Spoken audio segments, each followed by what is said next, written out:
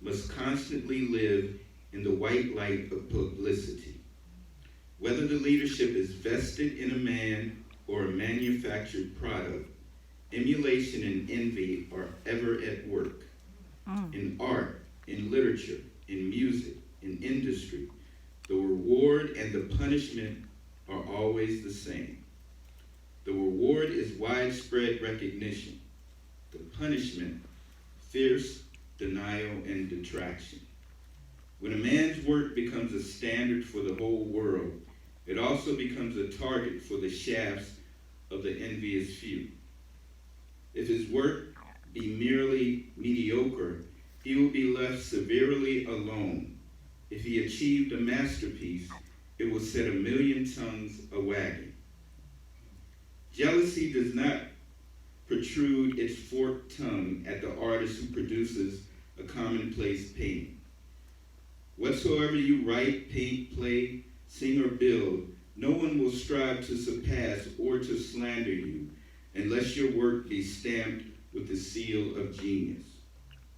Long after a great work or a good work has been done, those who are disappointed or envious continue to cry out that it cannot be done. Multitudes flocked to Beirut to worship at the musical shrine of Wagner, while a group of those whom he had dethroned and displaced argued angrily that he was no musician at all.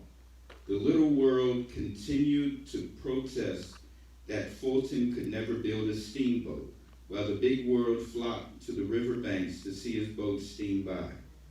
The leader is assailed because he is a leader, and the effort to equal him is merely added proof of that leadership.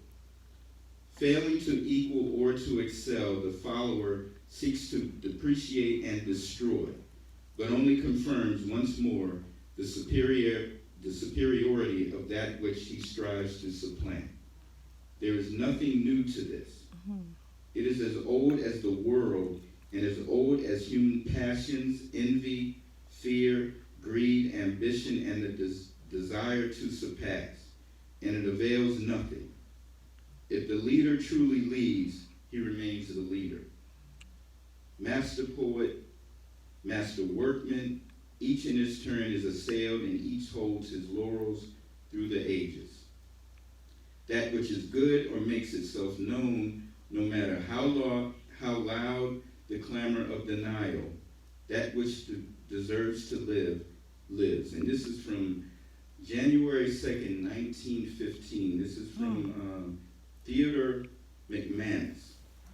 And when I first read that, it really kind of put everything in perspective. Anybody that professes to say that they wanted to lead, you have to put in context that there's a human element involved in even taking on that type of responsibility.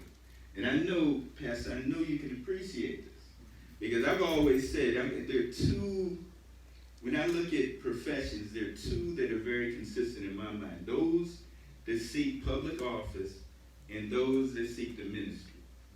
Because you're constantly put in a position where you're scrutinized. And I always said, I have so much respect for anybody pursuing the ministry, because you got to deal with so many things on the ground level. Just dealing with the personalities and experiences within your flock, right? And those same issues apply, on a very general level when you're dealing with, actual public service. Everyone has an opinion. One of the easiest things I learned right off the bat was the easiest thing you can possibly do is to criticize. But the most difficult thing to do is to actually make the effort to attempt to lead. I mean, when you put that in perspective, Amen. Because that is something that as a man continuing to grow, and I want to be very honest with you, even as a grown man, even as somebody who was first elected in 2006, we were fortunate, we made history at that time. But even during the course of where I am, or where I was at that time to where I am now, I still continue to see growth in myself. Amen. Because I'm just telling you, I'm being honest.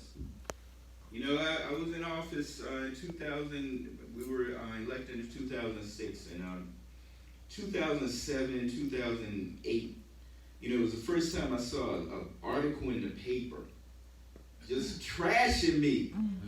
And I just, and in my mind, I'm like, well, you're the good guy. You Reuben Collins, doing the good thing. And so somebody just, a random op-ed piece, just trashing me. Wow, he's so dumb.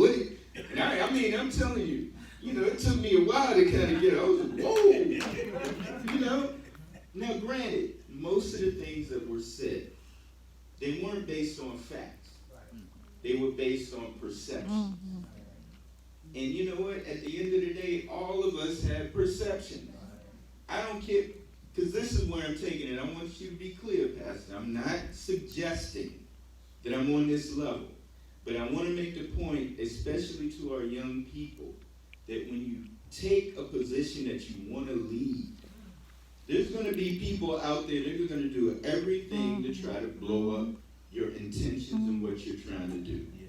And if you're a man of God, if you look throughout the Bible, all of the disciples, all of the prophets were victimized. Because they were leaders. Because they had an opinion that was moving beyond where most of the people were. That's the level of leadership. And I don't even need to say anything about where Jesus is. Jesus was the ultimate leader. He was the ultimate revolutionary. And that's why he was despised so hard. Think about it. Jesus wasn't somebody that was before us, with thousands of people. There were always people around him trying to say how bad his message was. And so, when I think about that whole concept of the penalty of leadership, that's really powerful stuff. And the other point I wanted to make, I wanted to put that out there, but I also wanted to make a point about the importance of Black History Month and what it means. And that's why I wanted to also reach out, to my good brother-in-law, and his wife, because at the end of the day, I've learned so much within my life, about what Black history is and what our experiences are as African people, all right? And I've shared this with my wife. I remember growing up, my understanding of the Latino community and population, growing up primarily in Charles County was, I always laugh at it, was the Frito Bandito.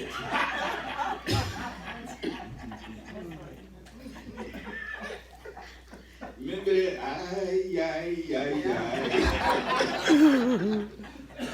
That was my knowledge of the Latino population, all right?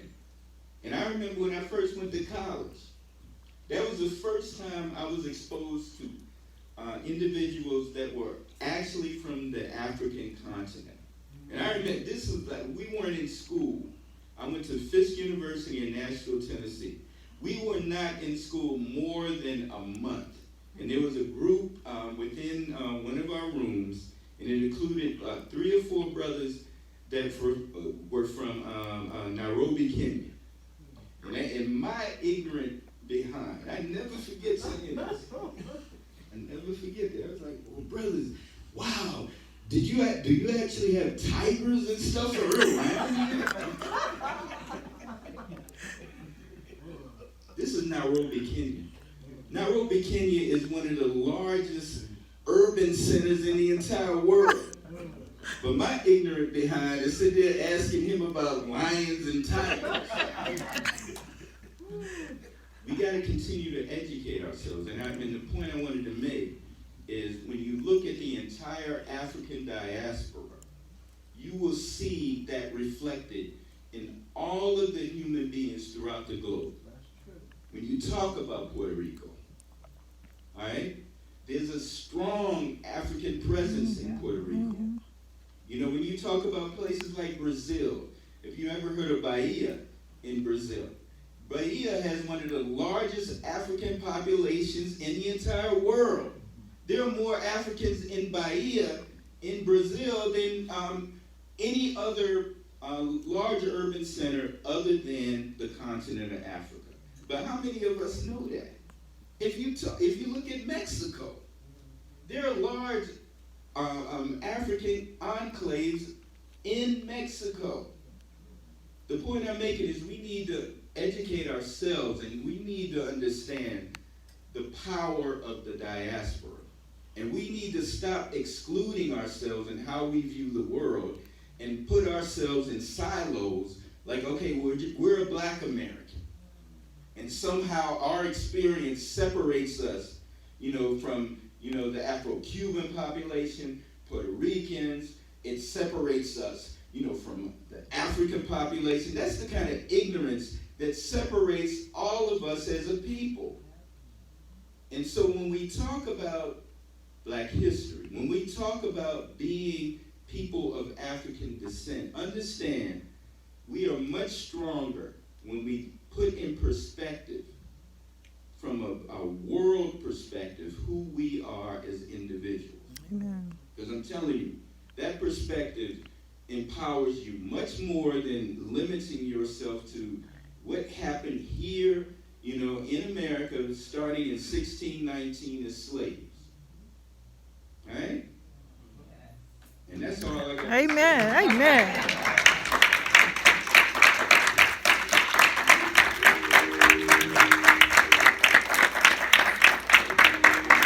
Amen.